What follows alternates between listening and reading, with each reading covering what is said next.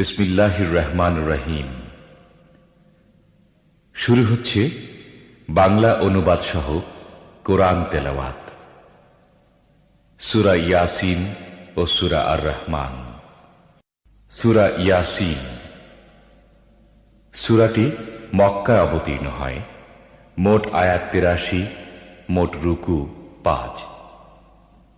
বিসমিল্লাহির রহমানির রহিম। পরম করুণাময় মেহেরবান আল্লাহর নামে। ইয়াসিন ওয়াল কুরআনিল হাকীম। ইয়াসিন বিজ্ঞানময় কোরআনের কসম। ইন্নাকা লামিনাল মুরসালিন। তুমি নিঃসন্দেহে রাসূলদের অন্তর্ভুক্ত।